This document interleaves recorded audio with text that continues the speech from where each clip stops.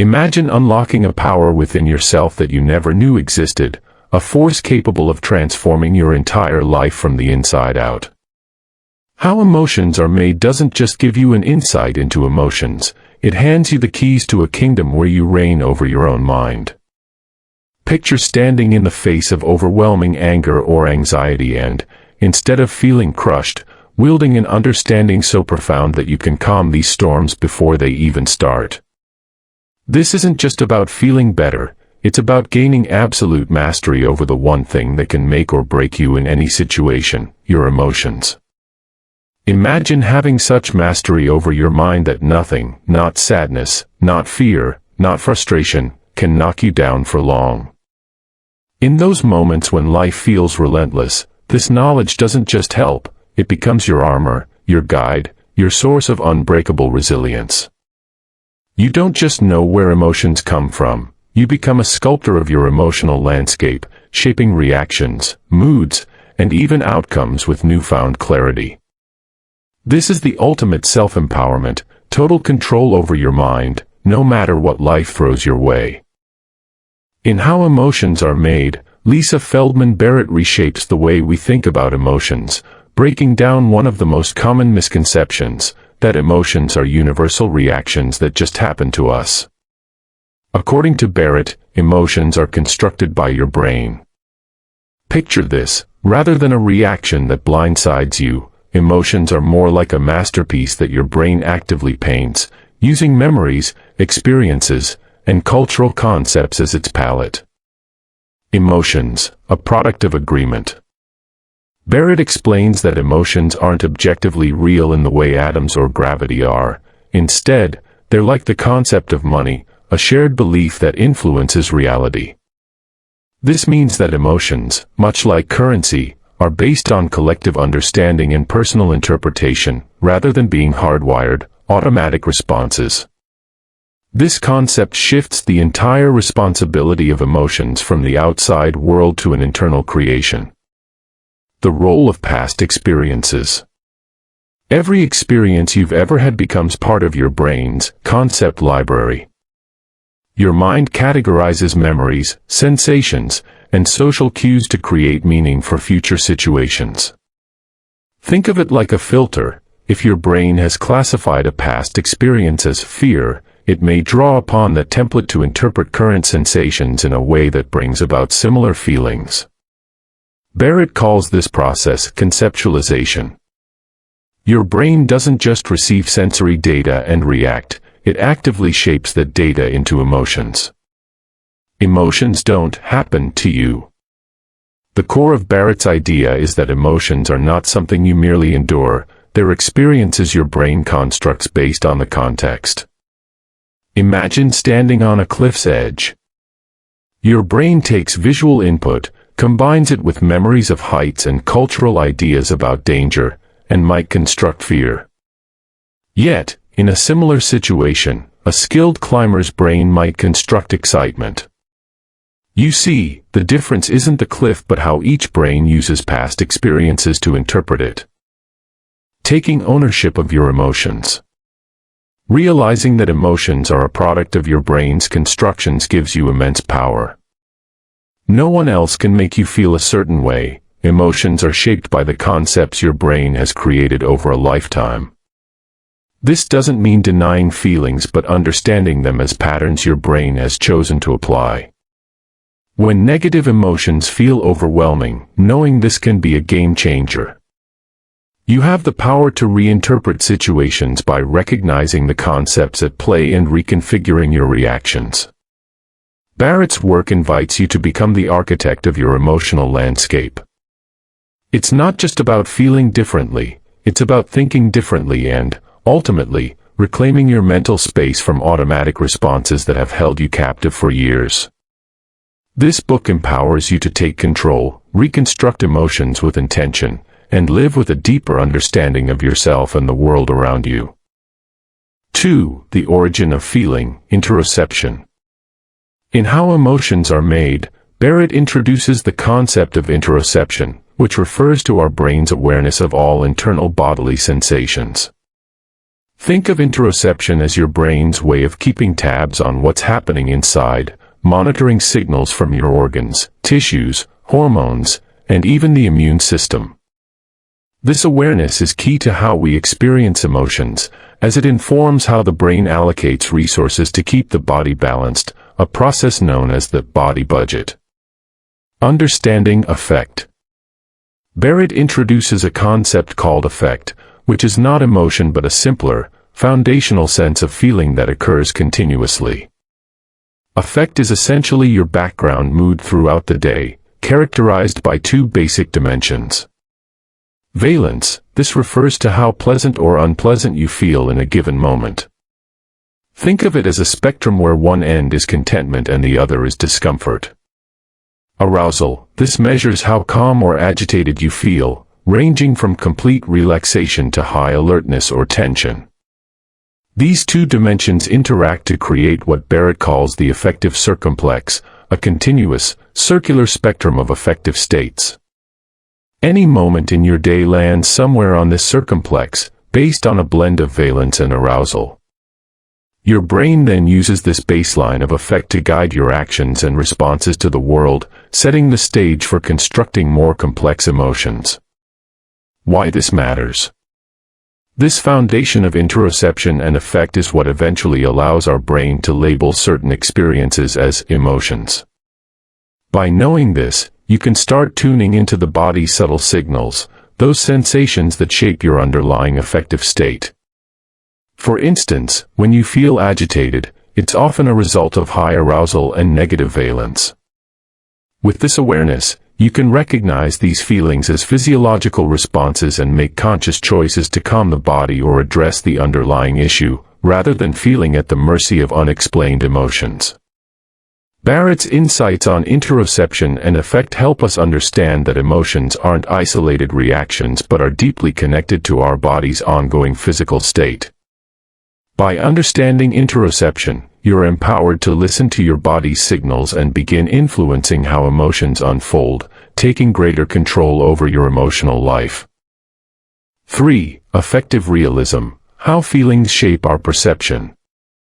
Barrett introduces affective realism, a concept that reveals just how powerful our internal states can be in shaping how we perceive the world.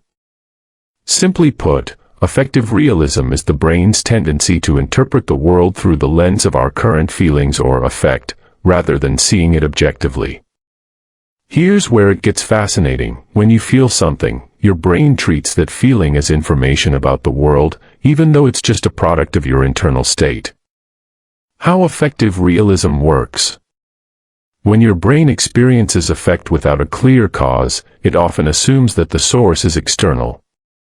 So, if you're feeling uneasy or tense, your brain may interpret those feelings as a reaction to something threatening around you, even if there's no real danger. This means you're not simply observing the world as it is. Instead, your perception is filtered through what your brain believes is happening. The brain's predictions. Barrett explains that your brain is constantly making predictions, using prior experiences and knowledge to fill in the blanks before sensory information fully registers. These predictions, based on mental concepts and knowledge, shape how you perceive new experiences. If you've experienced stress in crowded places before, your brain might automatically predict tension or anxiety the next time you're in a similar setting, regardless of the actual environment.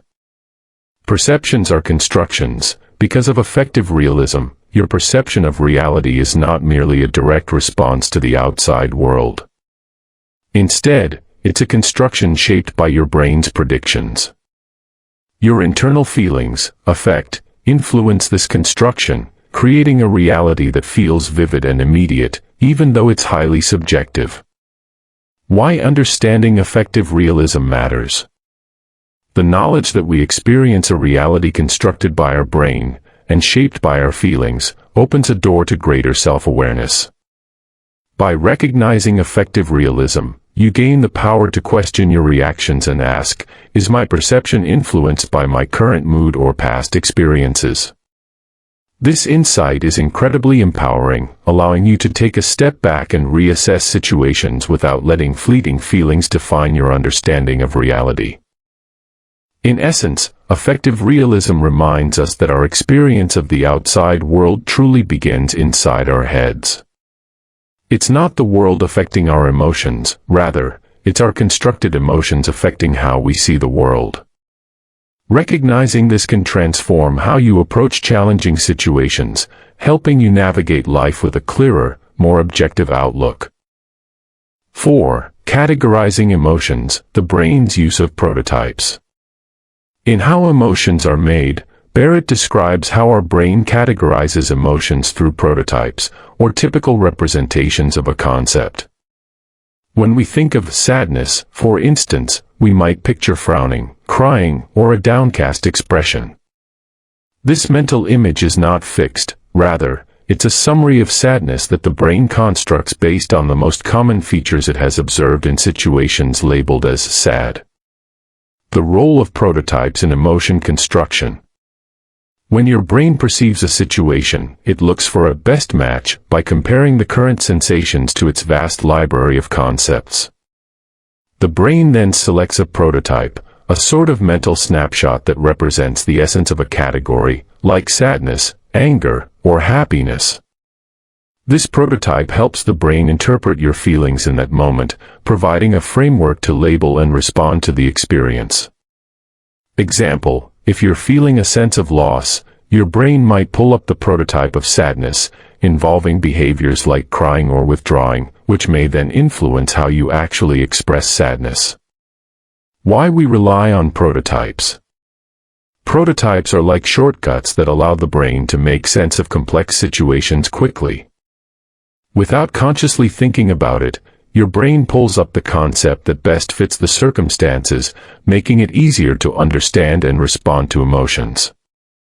This categorization helps you process emotions rapidly. Though it's not always perfectly accurate, prototypes are generalizations, meaning they may not capture all nuances of how someone might experience or express a specific emotion. The power of knowing prototypes influence your emotions.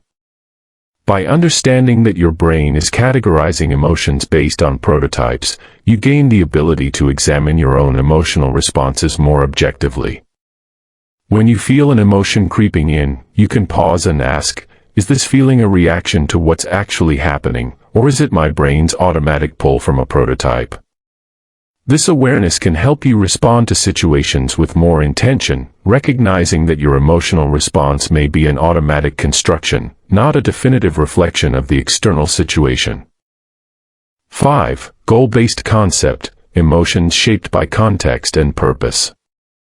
In How Emotions Are Made, Barrett dives into the fascinating way our brains categorize emotions based on the goal of a given situation, meaning that our concepts are flexible, adapting to context rather than following fixed definitions. Imagine walking into a pet store and someone asks, "What fish do you want?"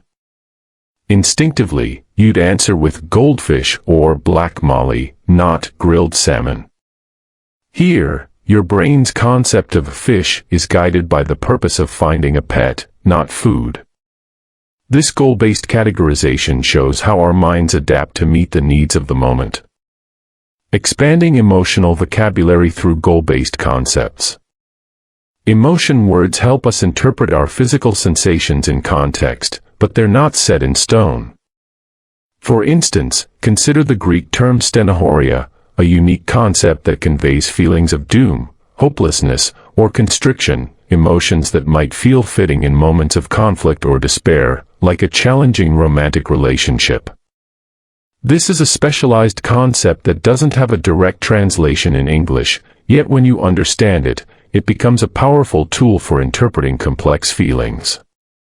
Constant learning. Every new concept or word we learn forms a fresh link between our physical sensations and how we interpret them. When you encounter a new emotion word, like stenochoria, it serves as a lens for future situations, helping you give meaning to similar experiences. Why emotion words are not emotional facts. Barrett emphasizes that these emotion words are not universal truths but personal constructions based on the sensations your brain interprets.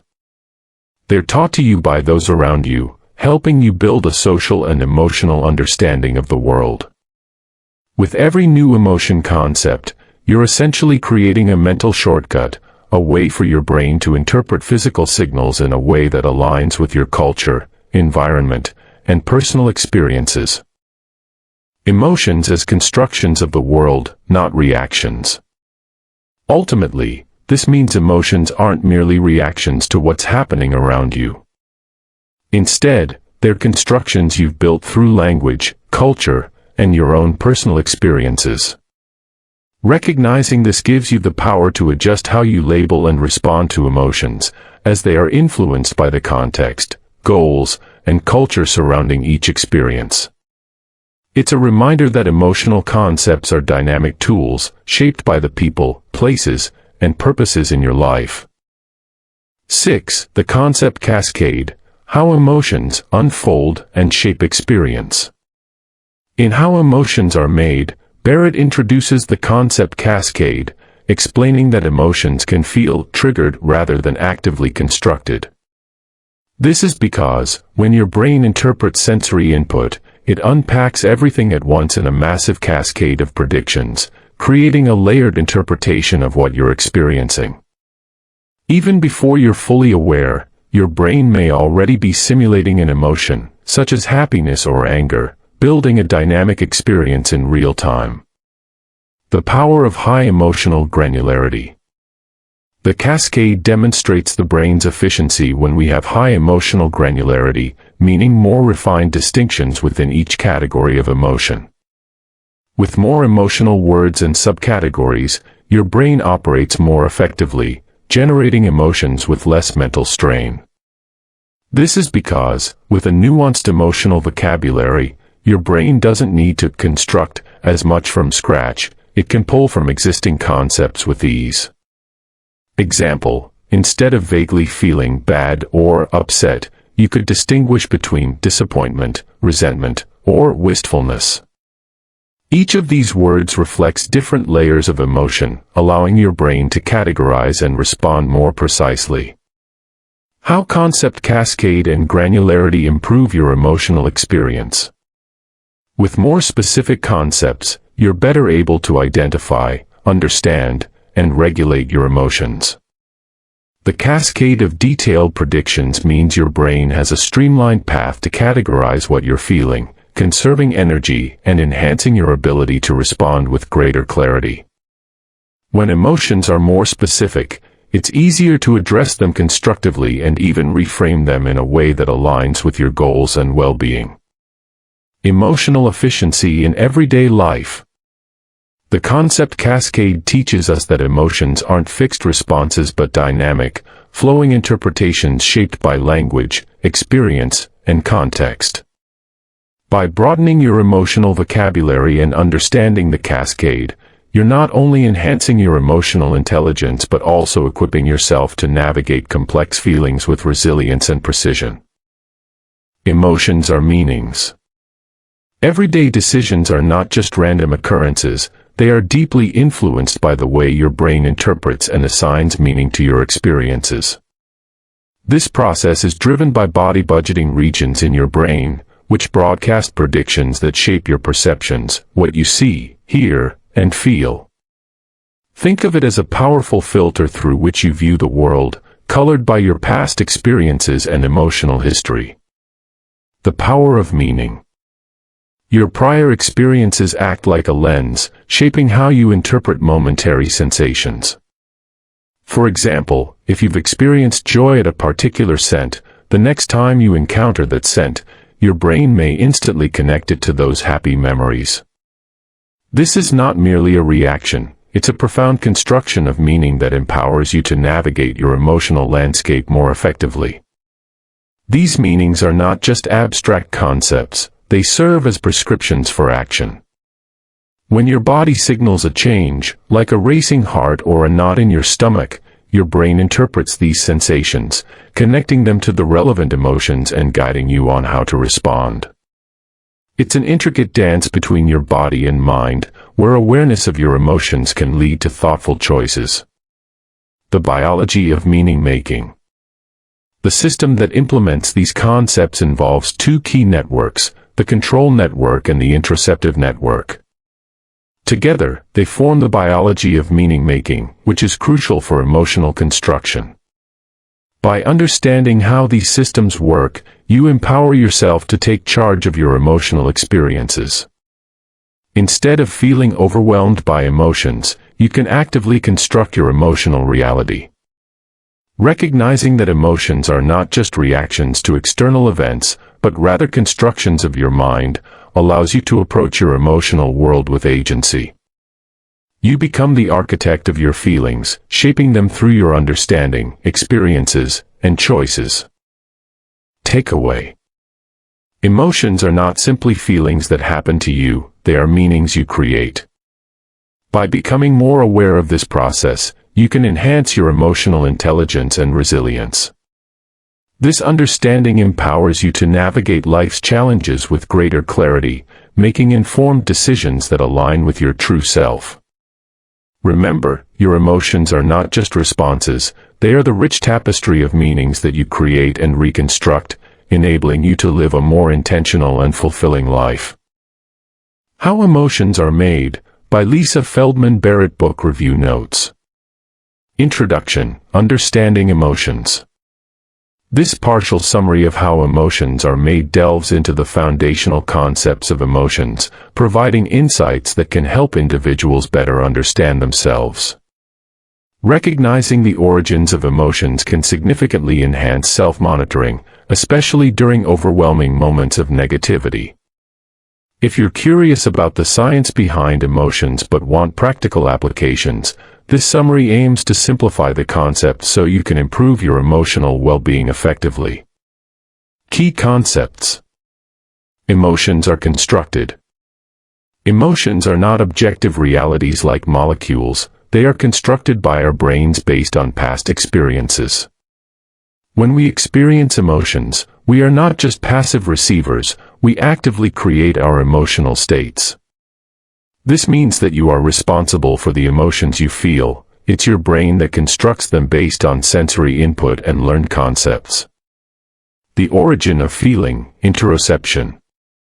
Feelings stem from interoception, the brain's representation of sensations from within the body. This includes inputs from organs, hormones, and the immune system. Affect, a more basic sense of feeling, can be broken down into two dimensions. Valence, how pleasant or unpleasant the feeling is. Arousal, how calm or agitated you feel. These dimensions combine to form what is known as the affective circumplex, a framework for understanding emotional experiences. Affective realism. Affective realism is the belief that our senses provide an accurate representation of the world. However, affect often misleads us into believing our emotional experiences are direct reflections of reality. In truth, our brains predict and construct our perceptions, leading us to interpret the world based on internal concepts rather than objective reality. Categorizing emotions. Emotions are categorized in the brain using prototypes, idealized representations of feelings. For example, the prototype for sadness might involve crying and frowning, but each individual has a unique interpretation based on their experiences. Goal-based concepts. Emotions are not fixed, they can change based on context and goals. When you're at a pet store and asked what fish you want, you think of pets, not food. As you encounter new experiences, your brain creates new emotional concepts based on your goals and social interactions. Words for emotions are not universal facts, they represent the meanings we construct from our physical sensations. The concept cascade. Emotions often feel triggered rather than constructed because of a cascade effect in the brain.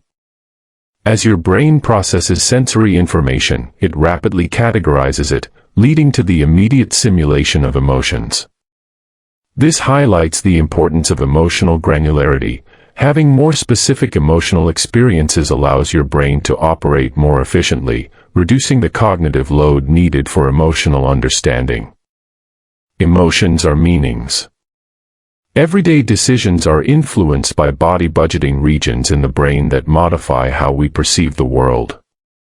Your past experiences shape the meanings assigned to your sensations, which serve as prescriptions for action.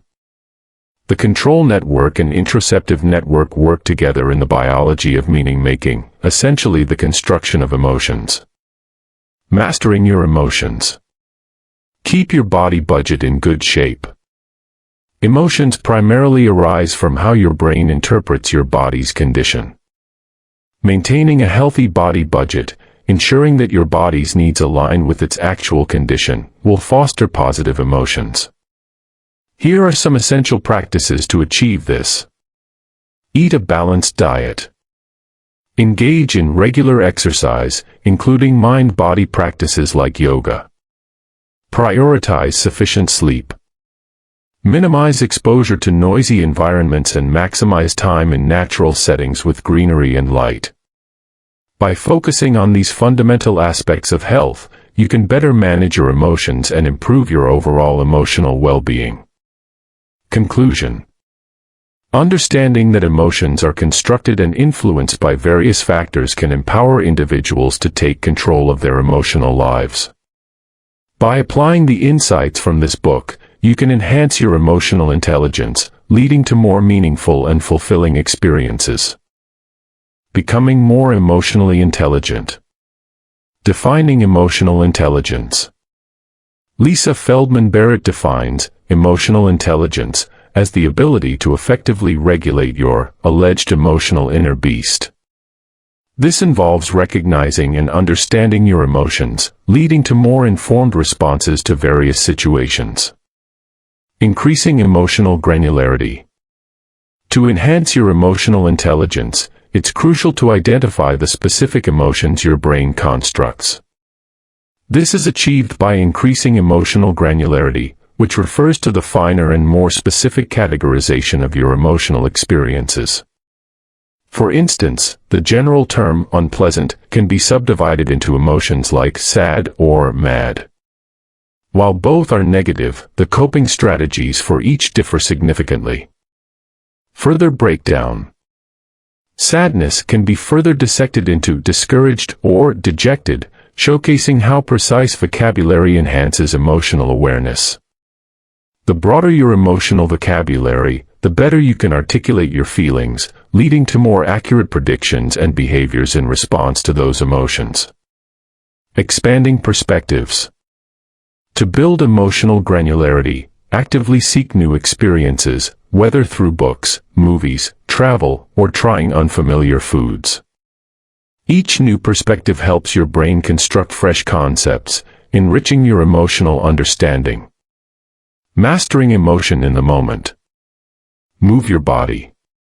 Physical movement can significantly shift your brain's predictions regarding your current emotional state.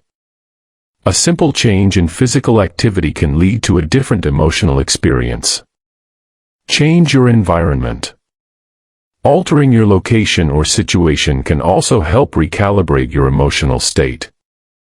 New surroundings can offer fresh perspectives, allowing your brain to process emotions differently. Recategorize your feelings. One of the most powerful insights from the book is the ability to recategorize your feelings. Instead of labeling your sensations as suffering, which carries a personal and emotional weight, try rephrasing it to discomfort, which describes the physical sensation more neutrally. Personal application. For example, during an IMS, intramuscular stimulation, session, I experienced discomfort from the needle insertion. Instead of viewing this as suffering, I consciously recategorized it as mere discomfort. This shift in perspective led to a remarkable reduction in anxiety, allowing me to be one of the calmest patients my therapist had ever encountered. Deconstructing the self. Engaging in meditation can enhance your awareness of your physical existence. By breaking yourself down into individual components, you can distance yourself from overwhelming emotions. This practice fosters a sense of calm and detachment from distressing thoughts and feelings. Personal insight. I've been meditating for a few weeks and have begun to notice benefits. While Barrett doesn't delve deeply into this in her book, I hope to explore it further and share my experiences in the future. Interacting with others. Let go of assumptions about others' feelings. Recognize that everyone's emotional experiences are unique. No two individuals have identical mental processes or responses to life events. In disagreements, rather than insisting, "You are wrong," acknowledge the situation as, "We have a disagreement." This shift in language can alleviate emotional tension and foster understanding. Choose words wisely. Be mindful of how your words influence others' emotional predictions. Instead of labeling their feelings with emotional vocabulary, encourage them to express their experiences. For instance, if someone appears upset, instead of asking, "Are you sad?" try saying, "Tell me how you've been." This opens the floor for them to share their feelings in their own terms, fostering deeper communication and understanding. Conclusion. Improving emotional intelligence involves recognizing the nuances of your emotional experiences and understanding the emotions of others. By expanding your emotional vocabulary, mastering your feelings in real time, and adopting a compassionate approach to interpersonal interactions, you can navigate the complexities of emotions more effectively, leading to healthier relationships and a more profound sense of self-awareness.